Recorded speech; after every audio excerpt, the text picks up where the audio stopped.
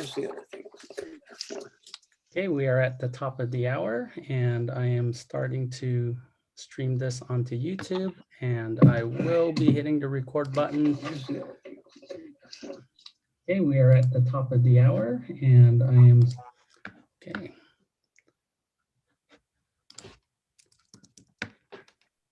Good evening, welcome everyone. Welcome to tonight's City Club webinar. My name is Steve Choi and I have the honor of volunteering as the club's Director of Communications. And to ensure the best webinar experience, all attendees are on mute so that we can spotlight our panel of featured speakers. Attendees may submit questions during the webinar using the Q&A feature. Simply click the Q&A button and type in your question and click submit. And now here's your San Marino City Club President, Mr. Lauren Kleinrock.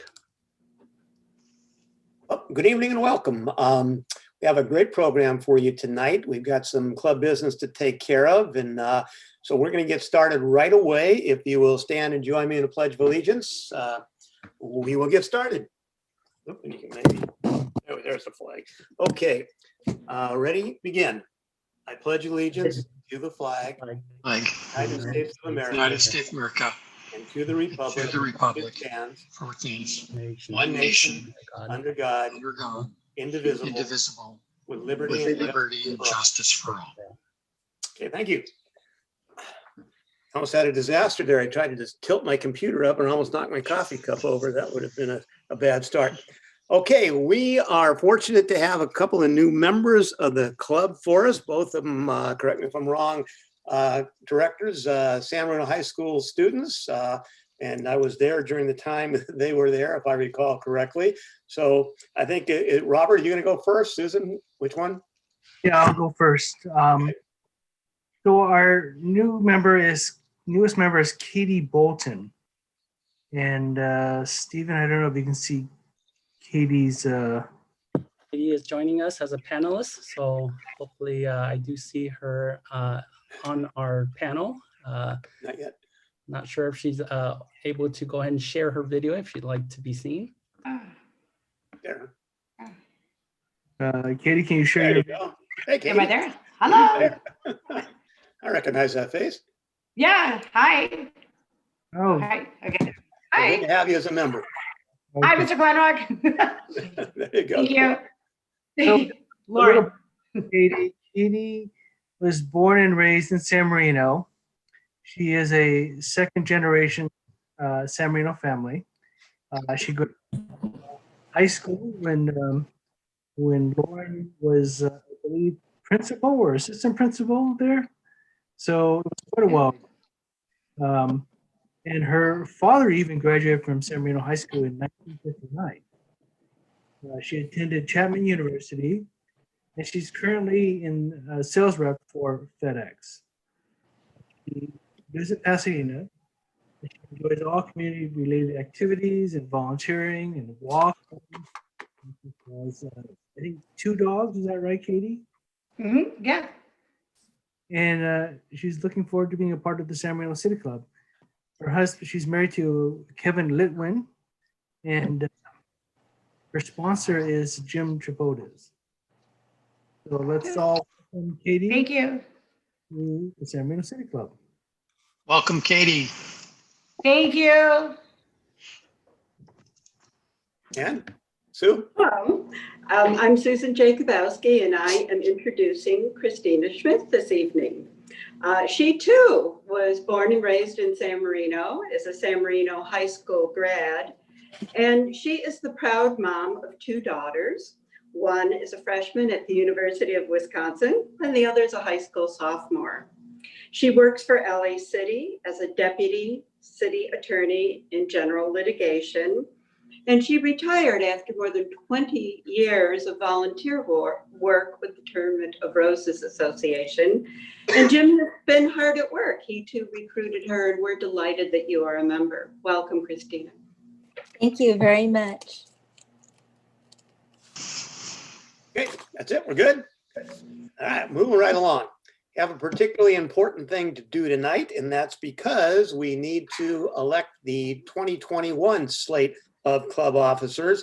I think Dr. Choi has got something he's going to show in front of you, but we'll move into it. I have to first give credit to Frank Chen, who was our former president and did some he was very gracious to pass some things along to me that saved me from having to reinvent the wheel.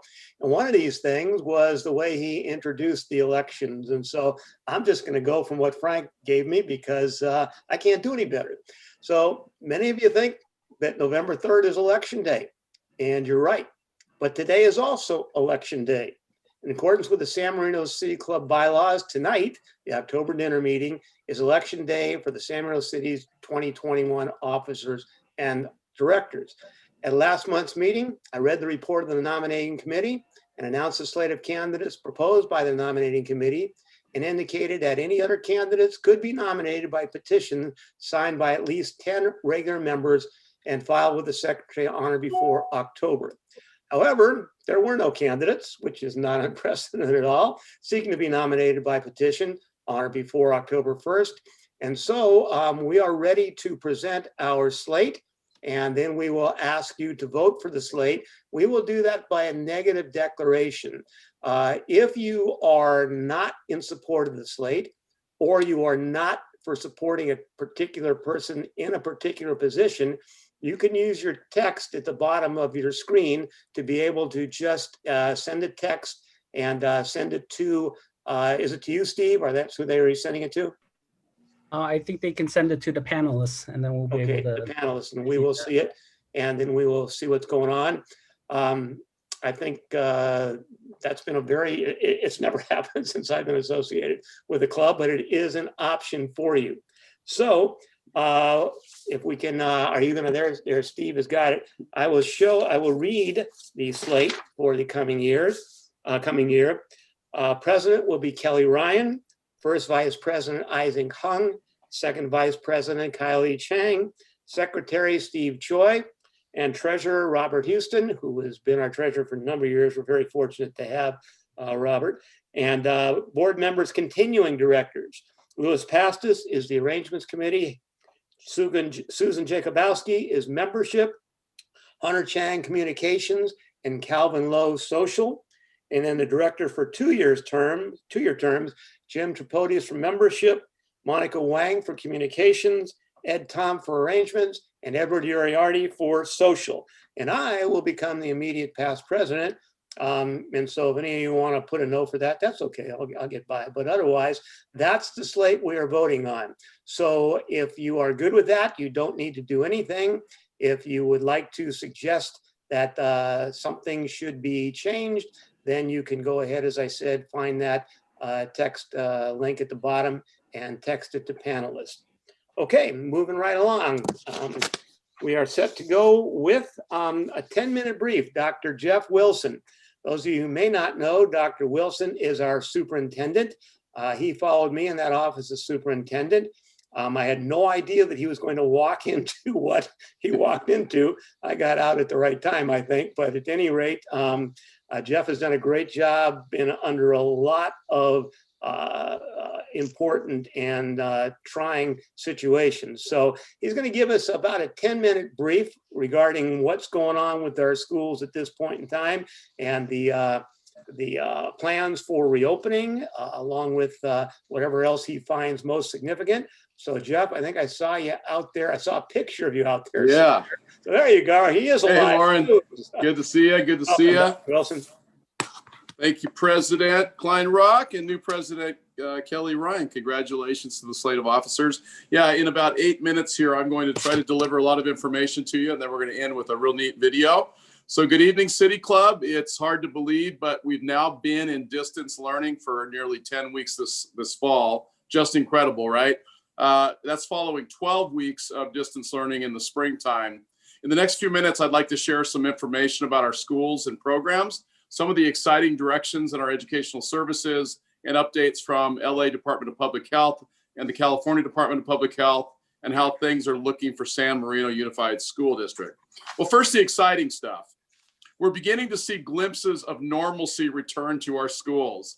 San Marino High School had over 100 people attend the drive-in movie last Thursday night at the high school, sponsored by ASB. really a great success.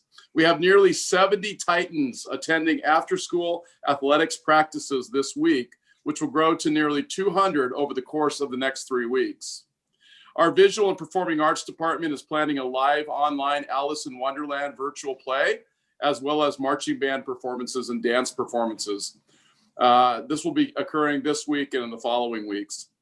On top of that, Principal Jason Kurtenbach and our new Executive Director, Dr. Lena Richter, are working very closely with Pasadena City College to develop articulated and dual enrollment courses for San Marino High School students as soon as this spring semester. How about Huntington Middle School? Principal Darrow Topalian, I gave him a little bit of a boost there. They have the Huntington Breakfast coming up, a great tradition in San Marino. And they've come up, the PTA and the school have come up with a really unique way to drop off DIY kits, and they're doing that this Friday. We're going to get a DIY pancake breakfast kit, and they're having competitions for house decorations, costume contests, pancake making beginning on Saturday, October 24th, 2020.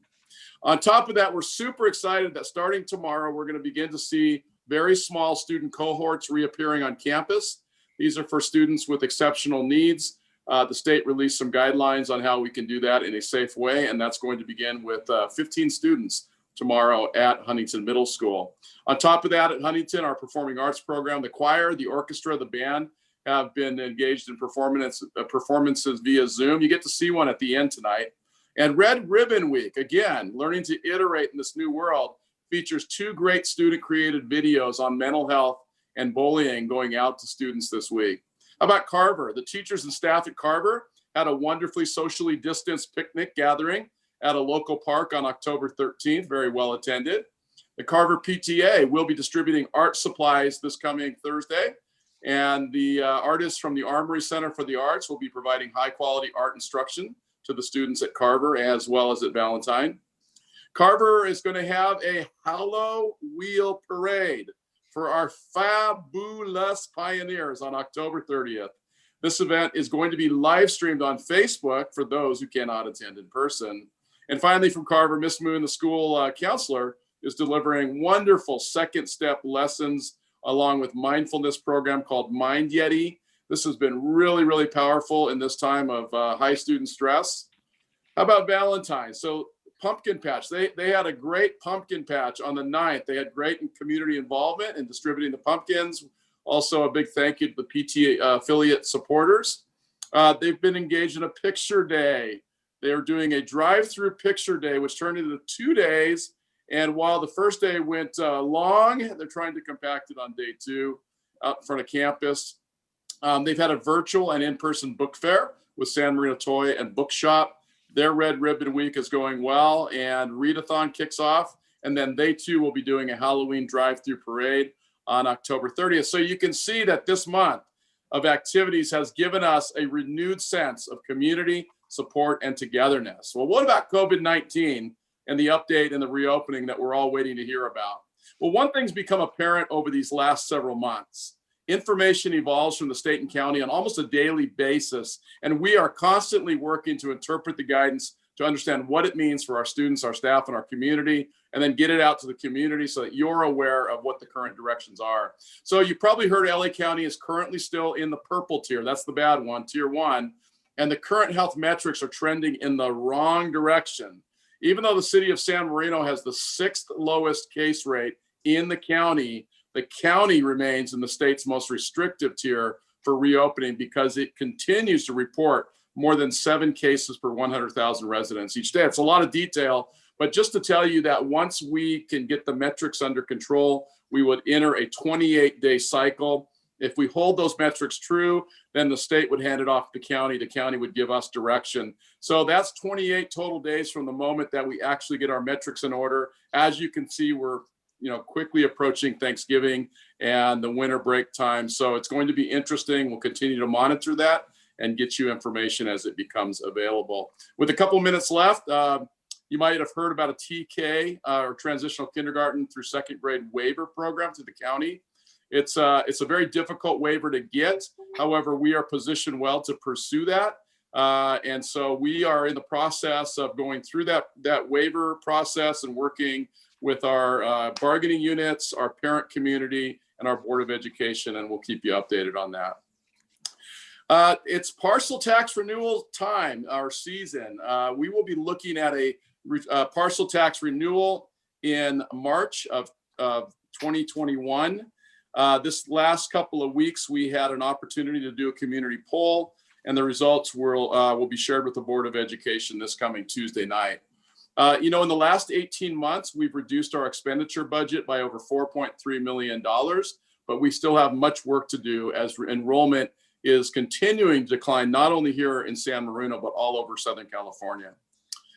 Some final thoughts. I've been so encouraged over the last several weeks with our virtual board visits to classrooms. So each one of our board members has had the privilege of visiting all 4 of our sites and have had a great opportunity to witness outstanding and creative and passionate teachers effectively delivering content to engage learners. We were able to see amazing student projects and artwork, physical education. It's really something to see PE happening online, music, game playing, and many other wonderful examples of a reimagined education. But to be perfectly honest, we've also seen a lot of stress and anxiety of this new world in the eyes of some of our students.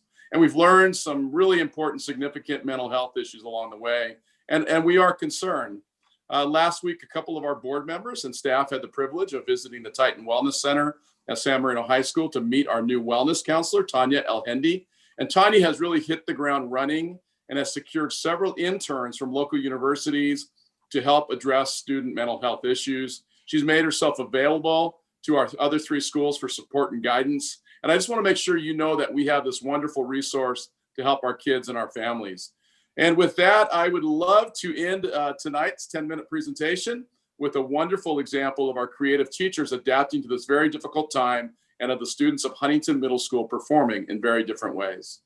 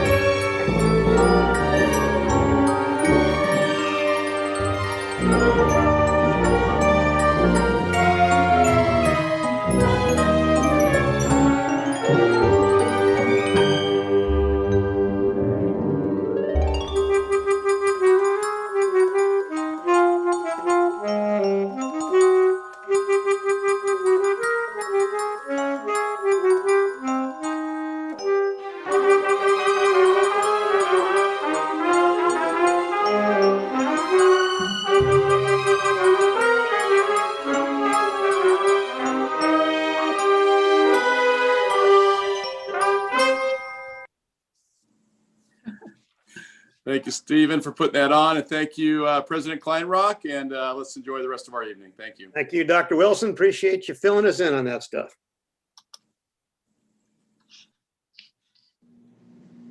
Okay, upcoming events. I guess that would be me. Okay, for our November club meeting, some of you may know Jerry Hawk, been in the community a long time. His kids went through San Marino schools, and he suggested a topic for me. Something that Chief John Encontro could talk to us about. And I talked with Chief Encontro and he was very happy to do it. Basically, title's going to be Police Officer Recruitment and Retention and Policing Challenges in the Turbulent 20s.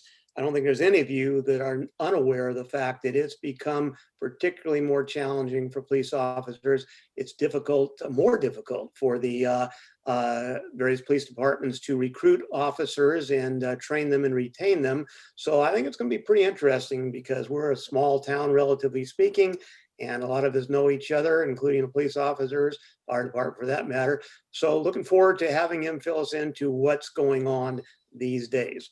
And so thank you for Jerry Hawk for that. And now on to tonight's featured speaker, Dr. John Mulchaey.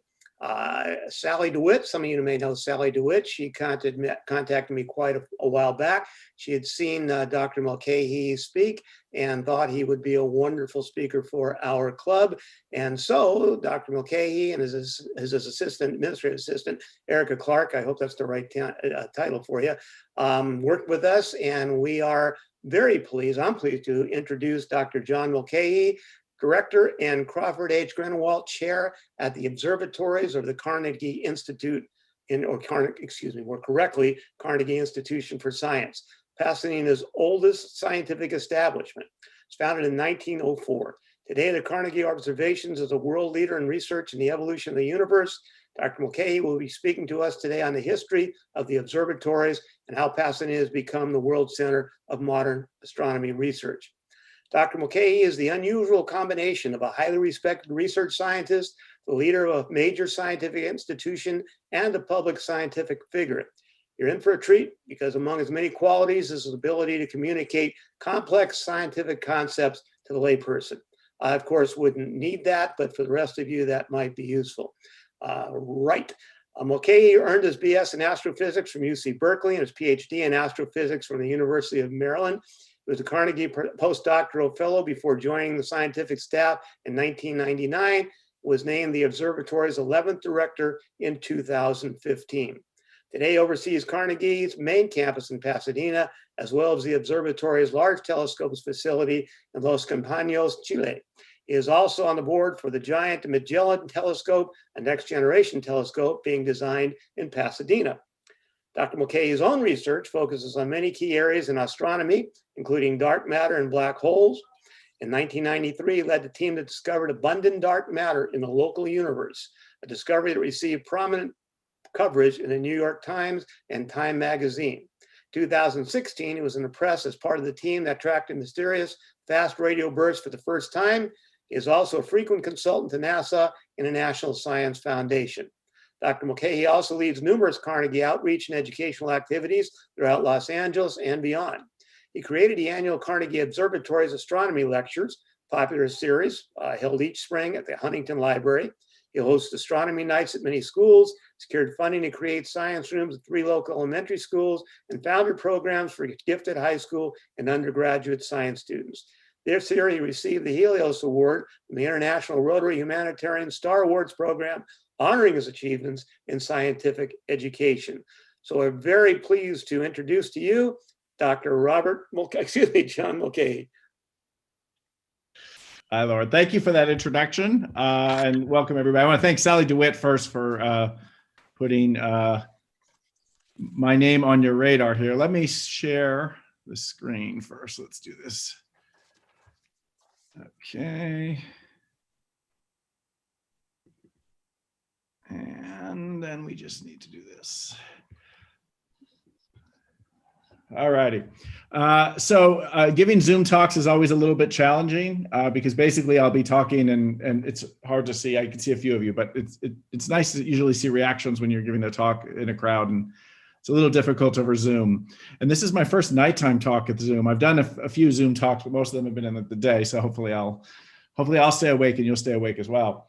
And so this talk I give today is a very Southern California centric talk. The idea here really is to inform people of the critical role that Southern California, particularly the Pasadena area, has played in astronomy. And the bottom line, in case you do fall asleep during my talk, is that the Southern California really is the center of astronomy research in the world. And this is something I think we don't often appreciate. Today, a big part of that and the history of that has to do with one of San Marino's most famous residents, Edwin Hubble, who I'll talk about quite a bit about this evening. So this picture here just shows you our observatory in Chile. I'm going to talk a little bit about this, but and Sally has been down there. She went with us last year. Was it last year? It was last year. Yeah, it seems like a long time ago, much longer. Anyhow, so how did Southern California end up being the center of astronomy in the world? the story of this goes really back to the turn of the last century with these two gentlemen here. And these are names that certainly everybody will be familiar with. Andrew Carnegie's name, of course. At the turn of the last century, he was at times the richest man in the world. And George Ellery Hale, a very well-known Southern California, particularly in Pasadena, he did a lot of work. Hale, at the turn of the last century, was a solar astronomer at the University of Chicago. And he had built the world's biggest telescope just outside of Chicago in Wisconsin, and quickly realized that Wisconsin was not a great place to do astronomy. And for the obvious reasons, it's just the climate. To do astronomy, we really need clear weather. We want clear skies. And Hale was convinced that Southern California, with our great climate, was really the place to do astronomy in North America. And he read in the newspaper that Andrew Carnegie was giving away his vast fortune. And so he arranged a meeting with Carnegie and convinced Carnegie to fund an observatory in Southern California. Now, that observatory you'll all be familiar with. It's the Mount Wilson Observatory. I'll talk a little bit about Mount Wilson here. And what's often not realized is that these Mount Wilson telescopes, Mount Wilson refers to the site where the telescopes are at the top of the hill. But they were funded primarily by Carnegie. And so so we have, our name has evolved over time. We originally were the Mount Wilson Observatory, and we are now the Carnegie Observatories. But Hale, as the first director at Carnegie, built the three biggest telescopes in the world right here in Southern California. The first of these was the Mount Wilson 60-inch, which came online in 1908. And then the Mount Wilson 100-inch, which came online in 1917. And then eventually the Palomar 200-inch. So Palomar, for those of you who aren't familiar with it, is down near Temecula, and that came online in the 1940s. And so Hale just realized that the way you do is make advances in astronomy is by building bigger and bigger telescopes, as I'll talk a little bit about here. But these telescopes really did revolutionize our understanding of the universe. It's fair to say that our modern picture of the universe came from the work that was done on these telescopes at the first half of the last century, particularly the Mount Wilson 100-inch telescope, which I argue is probably the most important telescope ever built. And the reason I say that is because of San Marino's very famous resident, Edwin Hubble. So Edwin Hubble worked at Carnegie and did most of his work at Mount Wilson, but he did live in San Marino, as many of you will know. And you know the name, of course, Edwin Hubble, from the Hubble Space Telescope, which was named in his honor. But Hubble had the two most important discoveries in astronomy in the last 400 years, just to kind of put it in perspective. And that's a pretty big claim. And well, let me first back up and say, well, what happened 400 years ago? Well, 400 years ago, Galileo, somebody you'll all be familiar with, and Copernicus combined. Copernicus had this model that the sun was at the center of the solar system, and that was a revolutionary idea. People, of course, before that believed that the Earth was the center and everything went around the Earth. Copernicus put the sun at the center of the solar system, and Galileo took the first observations. He was the first to use a telescope on the sky. And Galileo basically took the observations that showed, in fact, that Copernicus was right. So 400 years ago, this revolution happened where we all of a sudden had a very new understanding of the universe. The Earth was not the center of it. Edwin Hubble made the same sort of discovery in the mid-1920s. And well, he actually had two. I'll talk about the second one in a minute. But what Edwin Hubble did at the time in the 1920s, there was a big debate about the size and scale of the universe. And most people thought the universe consisted of a single collection of stars that we call the Milky Way galaxy. And then there were these fuzzy things on the sky, and there's a picture of one of these in the right-hand corner here. These fuzzy things on the sky, nobody knew how far away they were or what they were. Were they part of our Milky Way, or were they separate systems like the Milky Way galaxy? And what Edwin Hubble did is he took some data at Mount Wilson that allowed him to measure the distance to this fuzzy thing, the Andromeda. Now we know the Andromeda galaxy. And what he found was this fuzzy thing was much further away than anybody had realized. It's about 2 million light years away, which means it takes light 2 million years to travel. And light travels extremely fast. Light would go, in 1 second, light would go around the Earth 8 times, to give you a scale. So imagine in a year, that's a very long distance that light travels. So this is 2 million light years away, very, very far.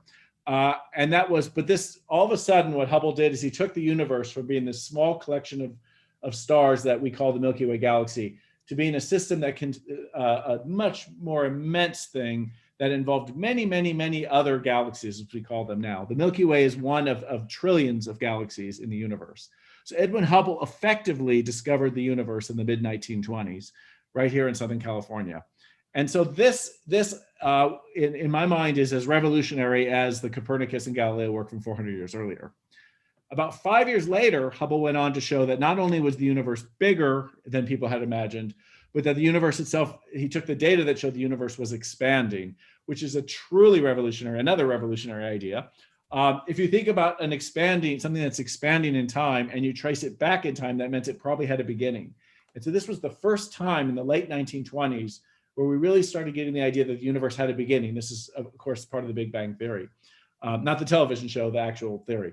And so these two discoveries by Edwin Hubble in the 1920s were made at Carnegie using the telescopes of Mount Wilson. And they absolutely basically cemented our understanding of the universe. So here's some fun things for those of you who've never been to our campus, which is located in Pasadena, north of the 210 off Lake Avenue. This is a picture from our beautiful Hale Library with Edwin Hubble. There is the second from the left. You'll recognize a very famous guy there. This is Einstein. This is a lecture Einstein gave in 1931.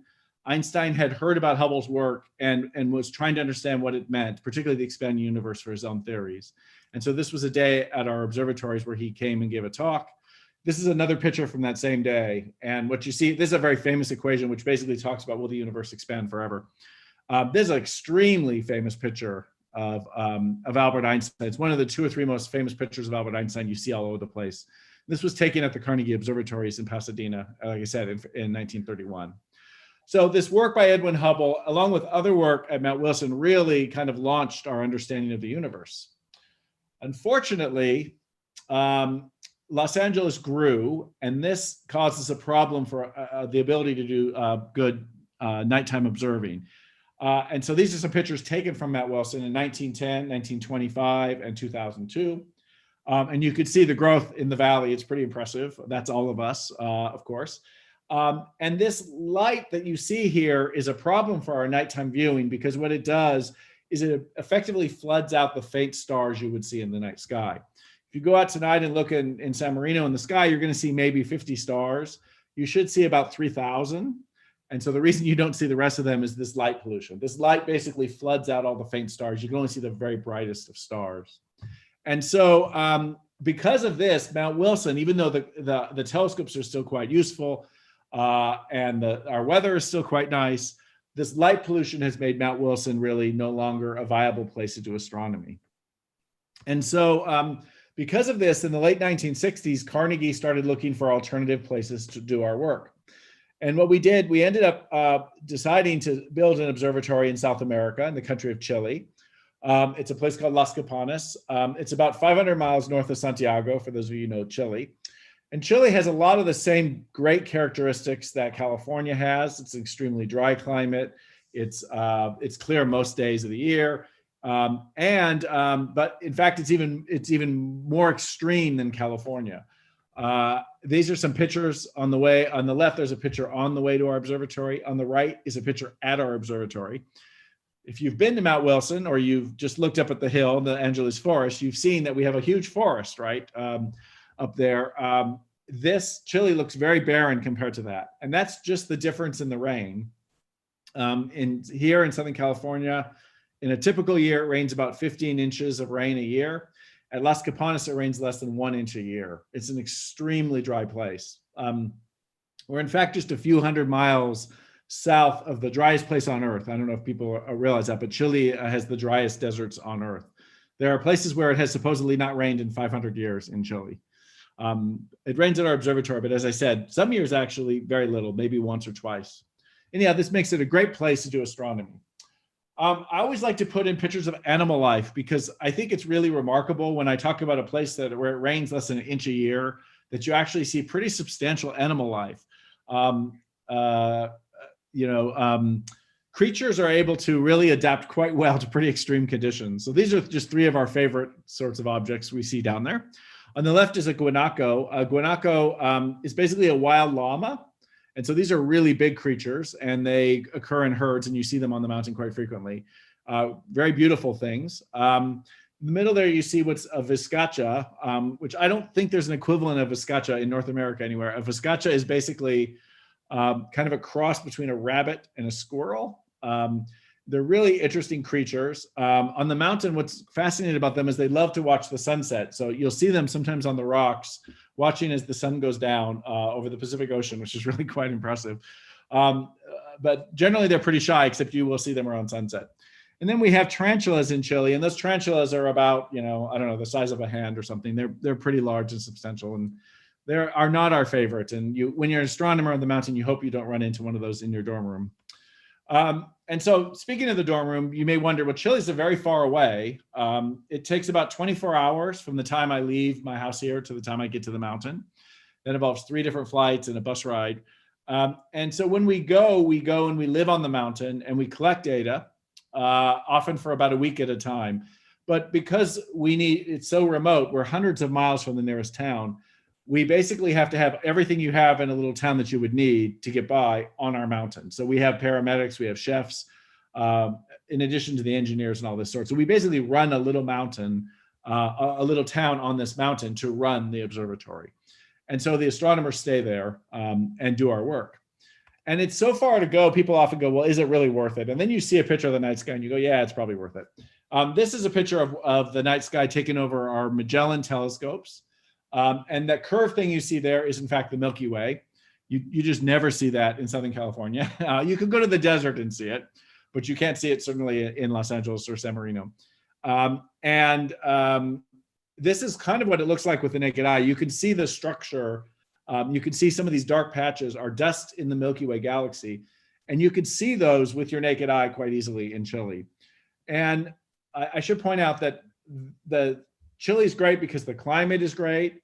It's extremely dark, but there's a third factor. And the third factor is that the southern sky is a little more interesting than the northern sky. In particular, the center of our Milky Way galaxy, where most of the stars are, our nearby neighbor stars, are in the southern sky. And so we don't really see them very well from the northern hemisphere. So the northern hemisphere, the Milky Way never looks this spectacular. The reason, especially the left-hand side of this image, you see those really bright parts there. You would never see those from North America. They're too far south. And so you can, even the darkest side of North America will never really compare to a beautiful dark site like Chile in the southern hemisphere. And I'll also point out, you may have noticed these things in the previous image. These 2 little blue things you see here are also really only visible from the southern hemisphere. And these are companion galaxies. These are small systems that are falling into our own Milky Way. And they're very young and blue. They have these young blue stars in them. They're very, very interesting. And you can see those with your naked eye as well from Chile. But you can't see them from North America. So for these various reasons, Chile ends up being really a great place to do astronomy. Just to give you an idea of the scales of telescopes these days, if you've been up to the Mount Wilson telescopes and you've seen the big telescope Edwin Hubble used was 100-inch. These are on the left there, you see the back side of the mirror of one of our telescopes. These telescopes are about 3 times the size of those telescopes that Edwin Hubble used at Mount Wilson. These are really incredibly large systems. You can see individuals standing next to them, give you a scale there. These are really amazing facilities. And so if you look at the history of astronomy and you look at what happened at Carnegie, basically the history of astronomy was mostly at Carnegie, particularly the first half of the last decade. I'm not going to go through this list in detail, but I like to put it up there because it's very easy to talk about Edwin Hubble's 2 results because they were so fundamentally important that alone would put Carnegie and Southern California on the map. But there were so many other amazing people who worked and did interesting observations at Carnegie. It's just a few of these, I will talk about a few of them. One of them is Hale himself. He discovered magnetic fields in the sun up at Mount Wilson. That was a result that only happened in the early 1900s. We had a very famous, one of the very first famous female astronomers, Vera Rubin, was the first to show that galaxies like the Milky Way are dominated by this component we call dark matter. What she did is she studied the motions of stars. And when you look at the motions of those stars, the stars are moving much too rapidly to be explained by the stuff that we see. And so it really requires an additional component that we just don't see. And she should have gotten the Nobel Prize, to be fair, for this. This is the 50-year anniversary of her famous paper from 1970. And unfortunately, she died a few years ago and is no longer eligible. But this was a huge oversight from the Nobel Prize Committee. But she was really one of the first pioneer women in astronomy.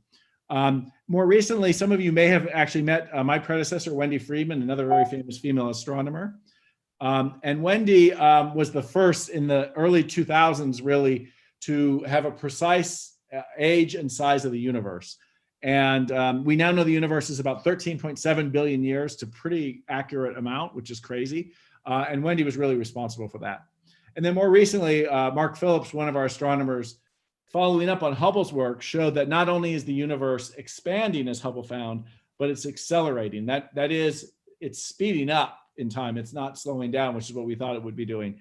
And this is due to another dark, mysterious force we don't understand called dark energy. Anyhow, this list is just, as I said, I can go into more detail, but this is really kind of a laundry list of some of the most important things in astronomy over the last 100 years. And so that's the first message. You may never have heard of Carnegie observatories, but in astronomy, it's extremely famous for all of this work. Now, we of course are not alone in Southern California, and we have there's many other great research institutions. And down the street is, of course, our neighbors at Caltech. And Caltech really is, it's hard to kind of overemphasize how important Caltech has been, because Caltech really is one of the top 2 or 3 technical and scientific schools in the world. But Caltech has a close relationship with Carnegie in we have a shared history, because our founder, George Hilary Hale at the observatories, is actually one of the 3 founders of Caltech. And so when he came to Carnegie to do Southern California to do this work for Carnegie and build Mount Wilson, he realized quickly that we were lacking MIT of the West, as he liked to refer to it. And so he was one of the folks that led the effort to convert the vocational school that was in Pasadena to what is now Caltech. And Caltech is a monster in terms of great Nobel Prizes. Actually, this number is old because of last week. I should have to update this. But their faculty and alumni have gotten 38 Nobel Prizes, 39 now, at least. I have to go back and see who got them last week. At least one more. And so this is a pretty remarkable accomplishment for a school of its size. And in astronomy, Caltech has had a couple really important results. One of which I like to remind people happened at Caltech and not Carnegie, because I used to get in so much trouble about 15 years ago when Pluto got demoted. So as you all know, you all grew up with Pluto being the 9th planet. And then about 15 years ago, astronomers decided to demote it and no longer consider Pluto one of the planets. The reason for this was because of a work of a Caltech professor named Michael Brown, who many of you may know. And what Mike has done is he's found many other small things that were about the same size as Pluto in the outer solar system. And so we faced a challenge as astronomers. Do we add hundreds, potentially thousands of small planets to the solar system, or do we demote Pluto? And it really made sense to demote Pluto because it is quite different than the other planets. But that was work that was done at Caltech. And I'm going to talk a little bit about gravitational waves in a minute. But that was work that was done by Kip Thorne, another Nobel Prize winner, and the LIGO team back in 2016. So 2016. So really amazing work from our colleagues at Caltech. And of course, Caltech's not the whole story. We have the Jet Propulsion Laboratory, which once again came from Caltech. And so there's this interesting relationship where kind of Carnegie started and then Caltech came from that. And then out of Caltech's engineering department came the Jet Propulsion Laboratory. And JPL is by far the most important kind of institution in terms of understanding planetary systems. That is, systems in our own solar system, the planets that we're all familiar with, and Pluto. And these are just some images of these, of course. Every time you see one of these amazing missions with pretty pictures of the planets done by NASA, almost all of that work comes from JPL. And so they really are the leaders in this area. So our solar system work really is led by JPL. And of course, you're all familiar with the amazing rovers, and I'm sure you've had many people speak on that. But the combination of Caltech, of Carnegie, Caltech, and JPL really makes Pasadena, within like a couple miles of each other, really makes Pasadena a huge center of research in the world. And that's why I really say Southern California is the center of such research in the world. I decided I would add, because there are other organizations, of course, in Southern California. And so for our USC alumni on the call, I hate to tell you, they don't really have hardly any presence in astronomy. It's a strange thing. USC did a lot, of course, has many strong programs, but for some reason, they've just never gotten involved in astronomy. UCLA has, and they have a growing group, and their group's quite good. In fact, last week, one of their members, Andrea Guest, got the Nobel Prize. And this is a clap out to Andrea, a good friend of mine. I'm very thrilled for her. And what she did, this is a little movie here, which kind of shows you what Andrea has done. For the last 20 years, she's been studying the center of the Milky Way galaxy. and mapping how stars move around the very, very center of our galaxy. And if you watch this closely, you'll see as the stars kind of get near the star at the center, they whip around very rapidly. And they whip, if you understand how gravity works and you do a calculation here, it implies that there's something extremely massive at the very center there, that these stars are kind of whipping around. But if you see, you don't see anything there. There's a star there because we drew the star there, but there's really nothing. It looks blank. And so in fact, this was really some of the best evidence for a giant black hole at the center of our Milky Way galaxy. And that's what she got the Nobel Prize for.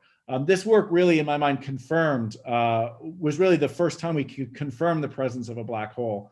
A black hole, just to quickly explain, is an object with immense gravity, so strong that nothing, even light, can escape it. And so that's why you don't see it. But the stars feel it. I should point out, you may be going, well, why aren't the stars falling into the black hole? Because every movie I see with black holes, everybody falls in and everything. It looks like the stars are getting very close to the black hole in this movie, but they really aren't getting that close. And in fact, a black hole, the strength of a black hole, the gravity is strong right around the black hole. Once you move a little bit away, it acts just like any other gravitational object. The gravity is not so strong.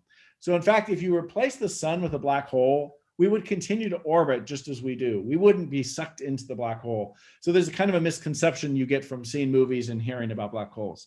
Not that getting close to a black hole is a good thing, but if you're far enough away, it's fine. And so that's why these stars are not falling in. But once again, congratulations to Andrea for getting a Nobel Prize, another amazing addition to Southern California's astronomy community. Okay, I'm going to breathe for a second. Okay. Now, I do want to talk about a few of the things we're doing today, because we have this great history I've just shown you, and you're very familiar with probably some of the work at JPL and Caltech, but there are some really great and amazing questions we're trying to address today. Oops. And so I wanted to talk about those. So I have kind of three big questions to ask. The first of these is, how did we get here? And that's a really big question. And let me start by explaining this beautiful image you're seeing in front of you. This is what we call a spiral galaxy.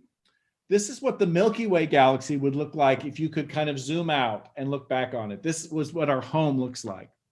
Well, what is this? This is about 100 billion stars and about 1 trillion planets. You don't really see the planets. And a little bit of gas and dust and a bunch of this dark matter that Vera Rubin found that we don't see.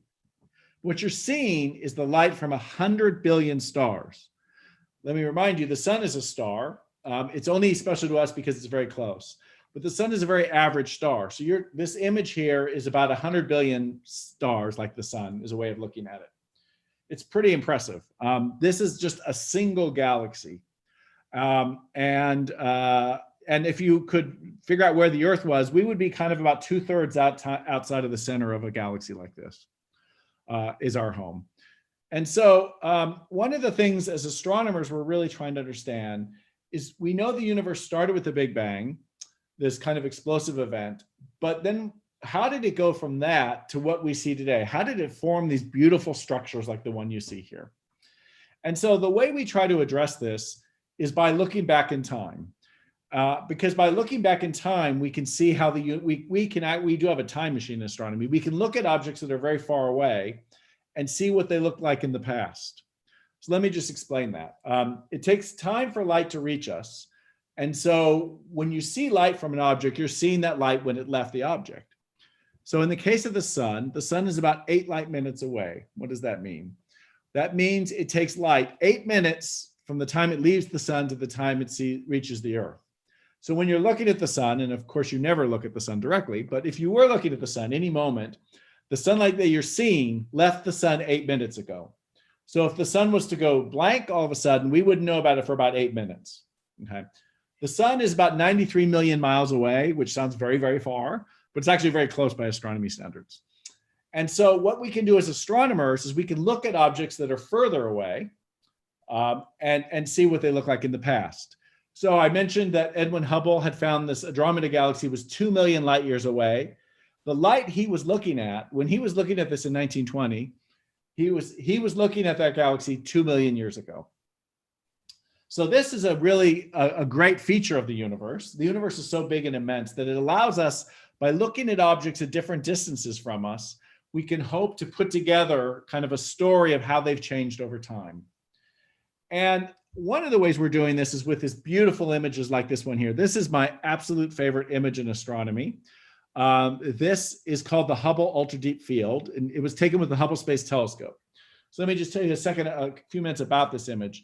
What we did here is in the 90s and the early 2000s, we decided, what if we point the Hubble Space Telescope at a blank area on the sky and just integrate for a long time?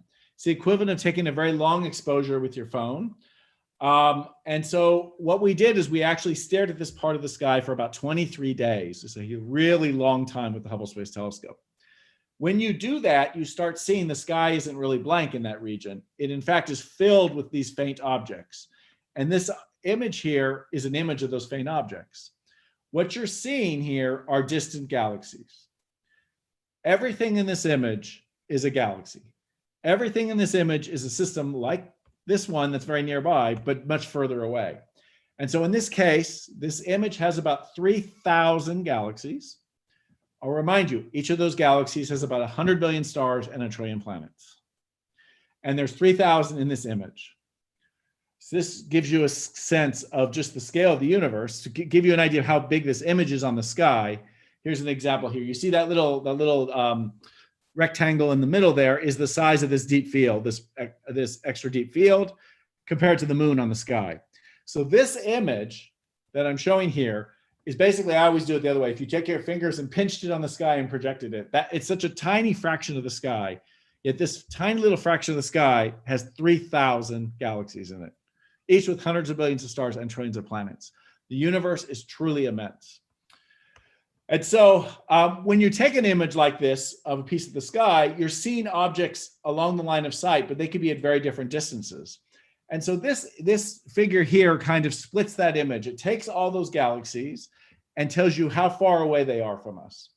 And in basically 3 slices. The first slice are the galaxies that are less than 5 billion light years away. That means we're seeing those galaxies 5 billion years ago.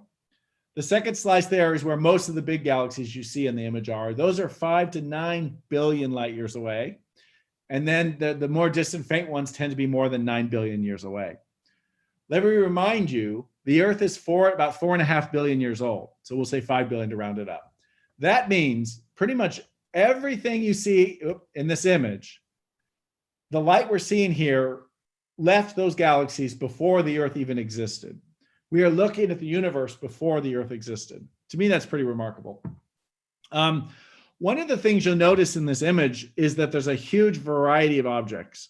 They don't all look like the Milky Way. They don't all look like this beautiful spiral I showed. Some of them are blue, some of them are orange, some of them are weird shaped. And it turns out all of that matters.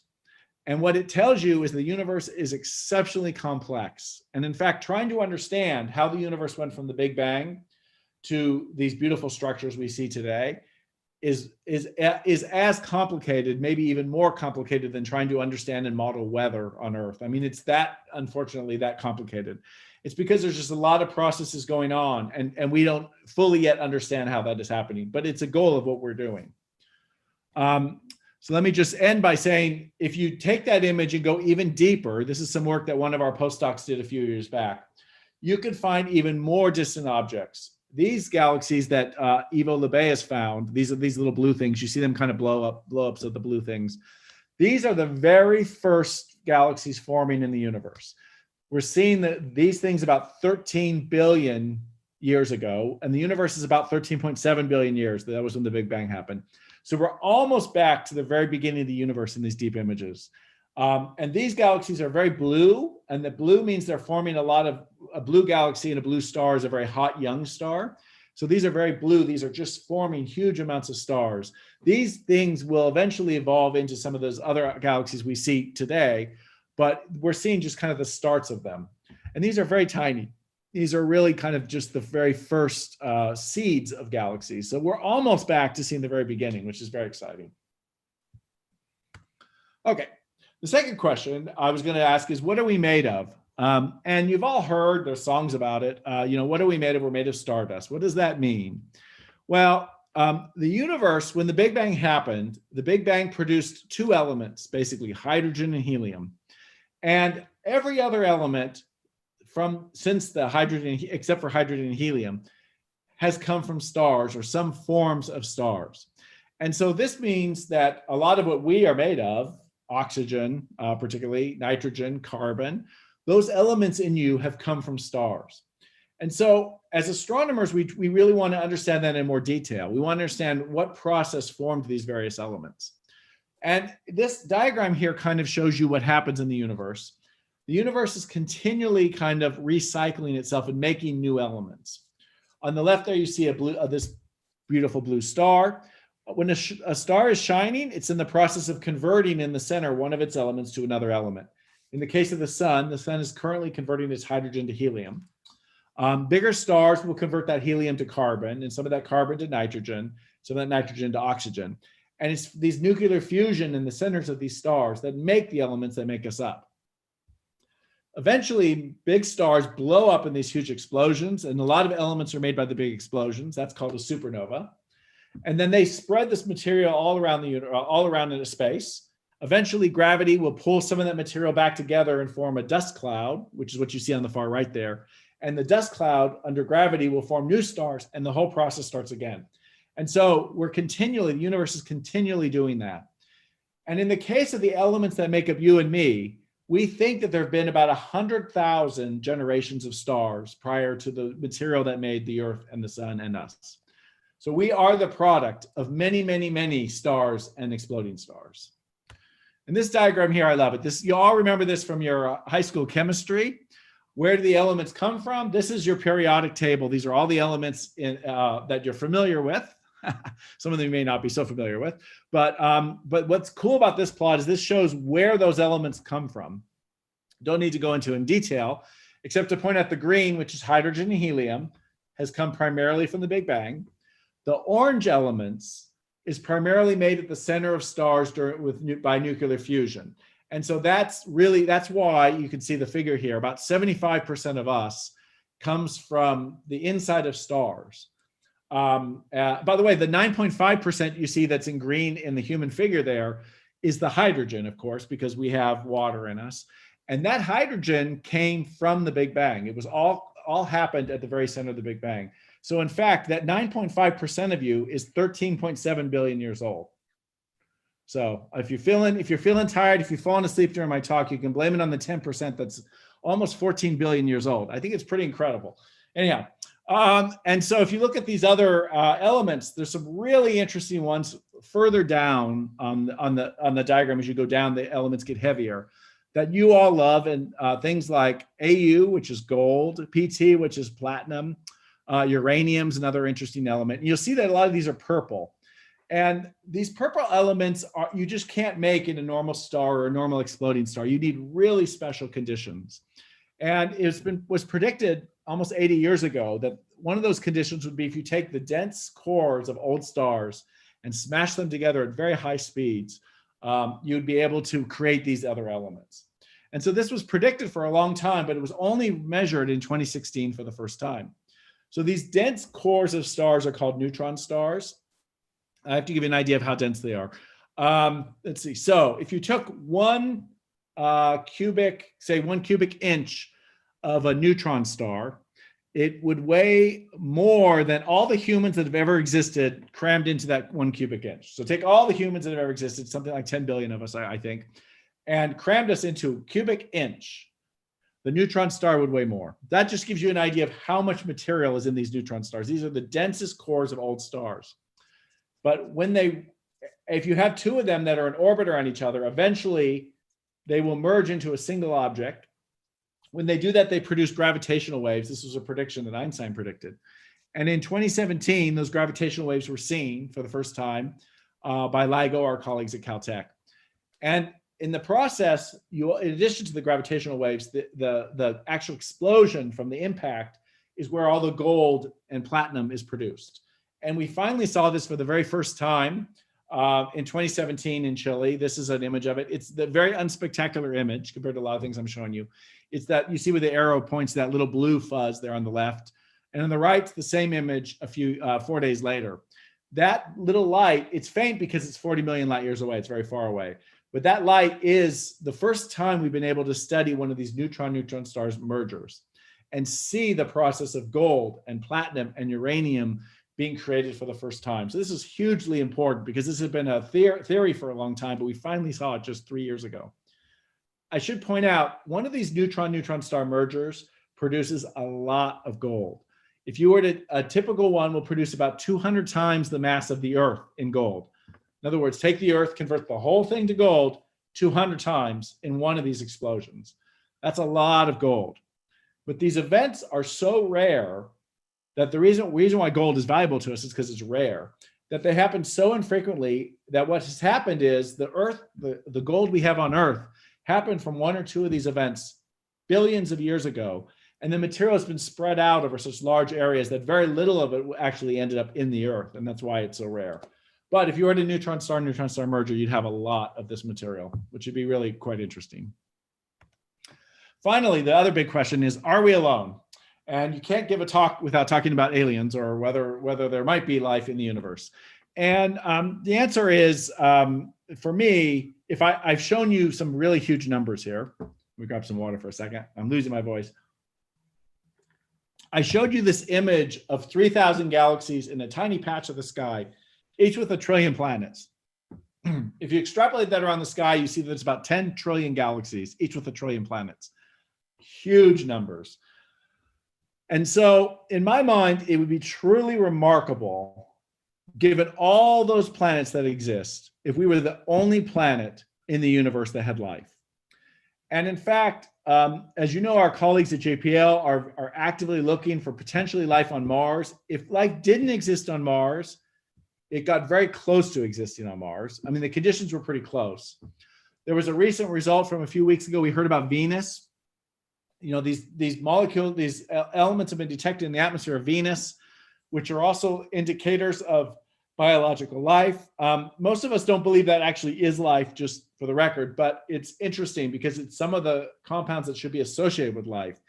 But what it tells me is that we have for sure one place in our solar system with life, that's Earth. We almost had Mars and maybe almost had Venus. And that's just one system with 8 planets plus Pluto. And so if I'm now talking about, you know, trillions and trillions of planets, it must be very common. So in my own mind, life is very, very common, likely very, very common. Now, I have nothing else to back that up except just looking at statistics and looking at our own local neighborhood. But the real interesting question to me is not, is there life in the universe, but is there intelligent life in the universe? And some days we have to ask that about ourselves, obviously. And so I would say the challenge is Earth had life, for the first forms of life appeared on Earth about 4 billion years ago. It's taken 4 billion years of evolution to get to where we are today.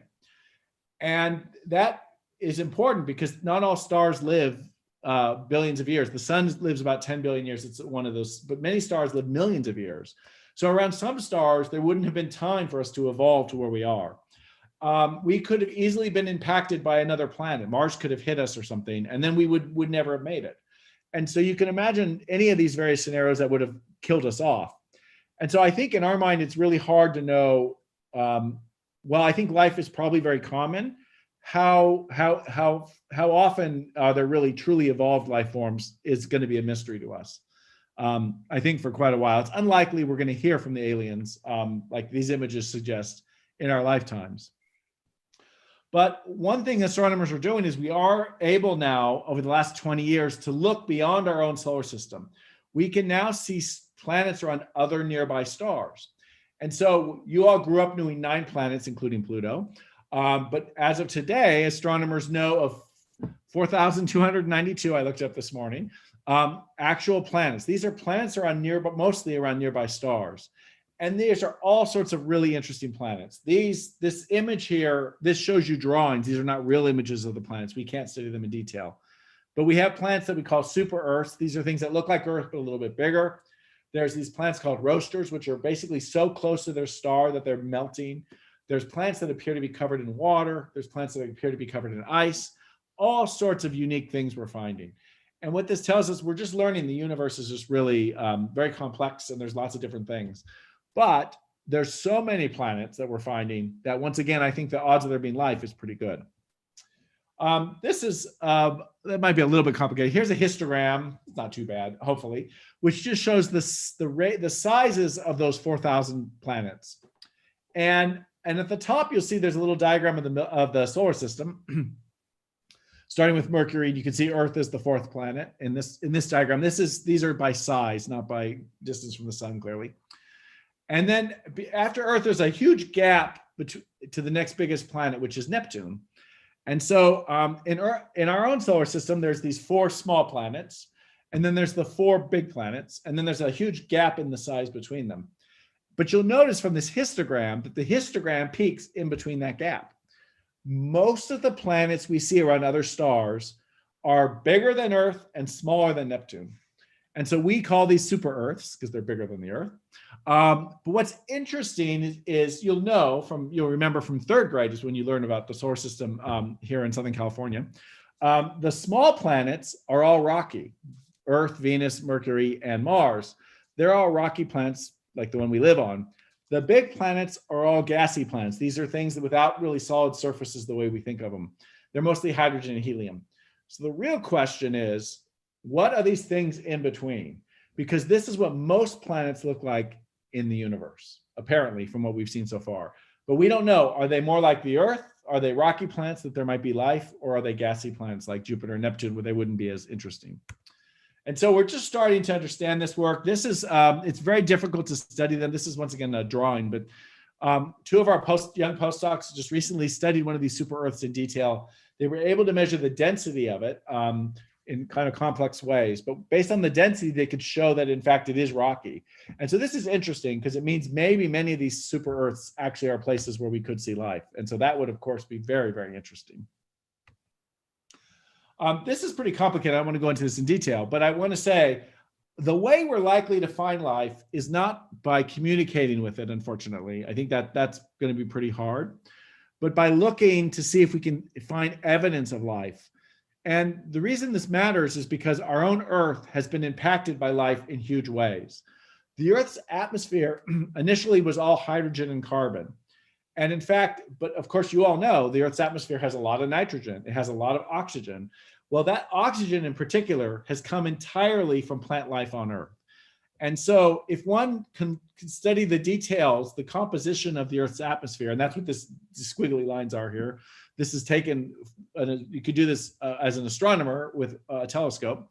If you could go outside and look at the Earth's atmosphere, you would see these squiggles. The squiggles actually are due to the elements in the Earth's atmosphere. They're due to oxygen, to water, and to methane. These are all very important elements that we think in the case of the Earth only happen because of life.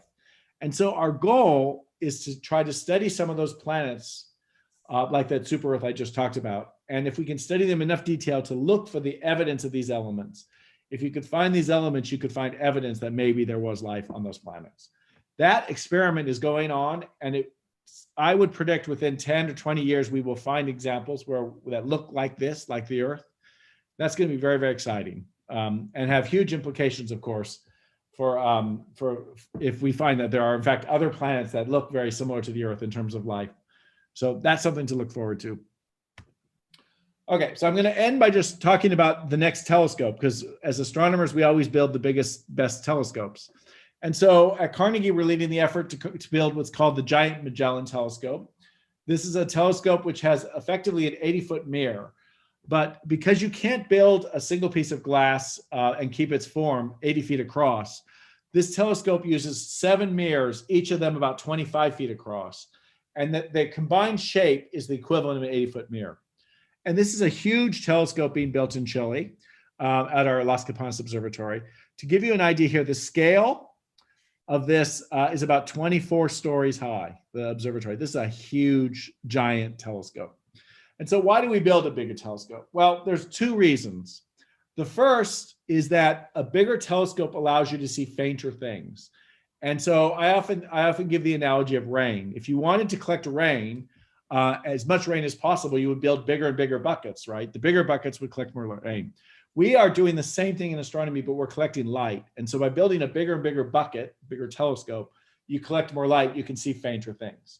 And so this telescope will have about 100 times the collecting area of the Hubble Space Telescope. It's huge. And just to give you an idea, this telescope is sensitive enough that it could see a candle on the moon. That's pretty impressive. But the other thing a big telescope gives you is the ability to see detail. This is called resolution. And so that right now the Hubble Space Telescope is the standard for resolution. That's why I showed you those beautiful images with clear, crystal clear images. This telescope will do even better. It'll be about 10 times better. So the images will be even sharper than the Hubble. And so if you had this telescope here in Los Angeles, one could resolve a dime at the distance of Las Vegas. That is, if you held up a dime at Las Vegas, you could tell it was a dime and not something else. It's pretty impressive. So this telescope is going to be really very remarkable. And we're making great progress on it. Here just shows you some of the mirrors. The mirrors are being made at the University of Arizona. And I have a nice little video which shows you how they're made. What you do is you have a giant, you have a container shaped like the mirror, and you put thousands of pieces of glass in it. You heat it up to very high temperatures and it spins very rapidly. This is showing you and then you melt it. You can see the glass melting inside. And this is sped up, but this process only takes a few minutes really. And then you let these cool over a long period of time. So here it is again from the top. What you're seeing, once again, thousands of pieces of glass that have been melted to form one giant mirror, one giant piece of glass. You then have to put on aluminum or silver or something on the surface to make it into a mirror. You just put a thin layer of that on top of the glass. Let me run through this one more time because I love this. This is one of my favorite videos. Let's see, it should do it one more time, I think. Here it is. Once again, this is inside. You can see the glass melting. So this process was invented at the University of Arizona, and they're really the world's expert on these mirrors. And so all these mirrors are being built. There it goes again. That's pretty cool. Okay. Finally, this is just a movie, a little animation of what the Giant Magellan Telescope will look like. I like to show the movie because I like to remind people of how complicated this is. This is a 24-story building that has to rotate and point. It is a one-of-a-kind building. Everything about it has to be designed by a team of engineers. We have right now about 120 people working on it, and it will be eventually a team of about 250. And it's a huge and expensive endeavor. The telescope will be well over $1 billion by the time it's done. Carnegie is one of many partners that is involved in it.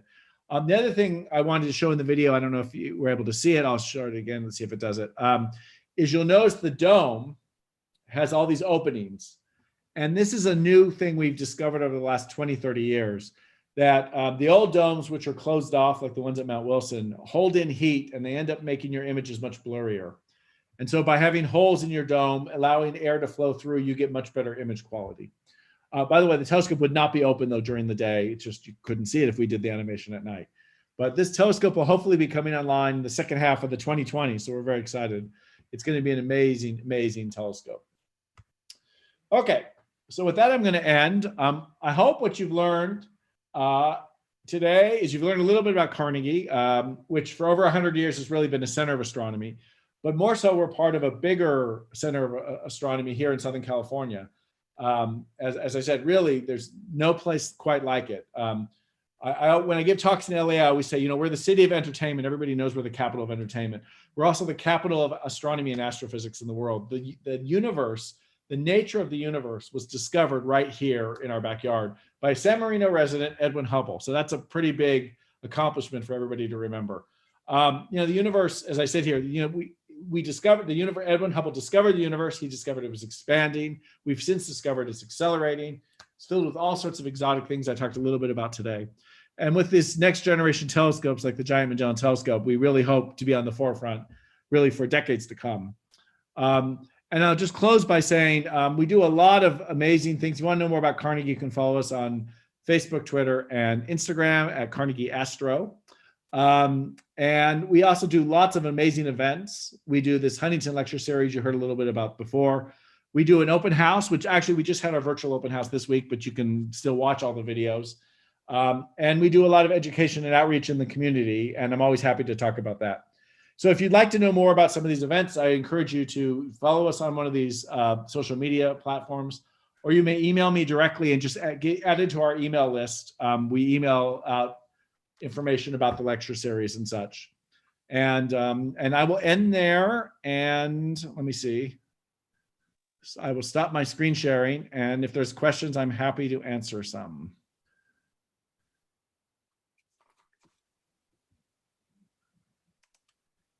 I have Go questions. ahead. Sure. So you got this wonderfully expensive, cool looking new telescope going up. How do you make them earthquake safe in a place like Southern California? That's a really great question. So the telescope's actually going to be in Chile, but that's worse. Oh, okay.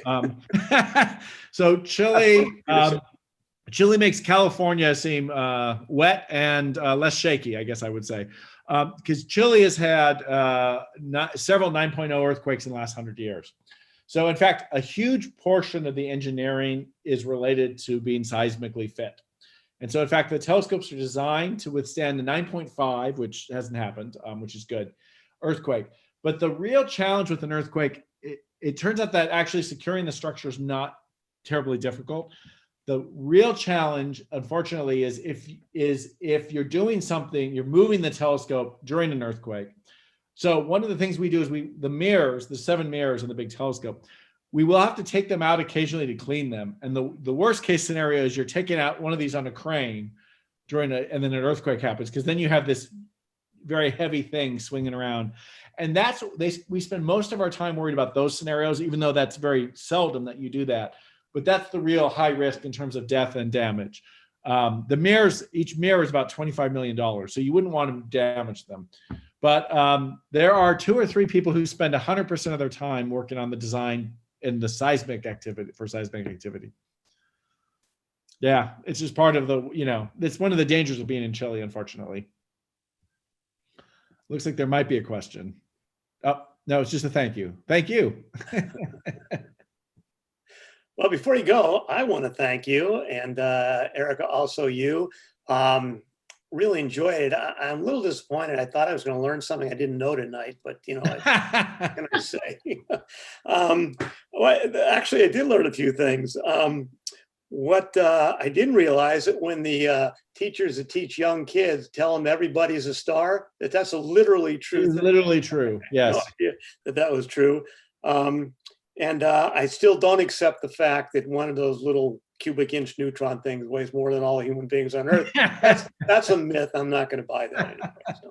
But thank you very, very much for your time and energy. You guys really definitely showed me some things I didn't know. And I'm also convinced that guys like you and the other people that are finding all these things, that's a different species of human than I am. It's not the same kind of thing. So, but thank you. Yeah, I don't know about that. I was a kid who just was very interested in science, and my mom encouraged me. So that's the other message I like to give people is, we do these star parties around town at schools, and a lot of the young kids, you see these kids that are just very interested in science. Even if they're not going to be astronomers, they could be engineers or many other related things. So we should definitely be encouraging them when we can.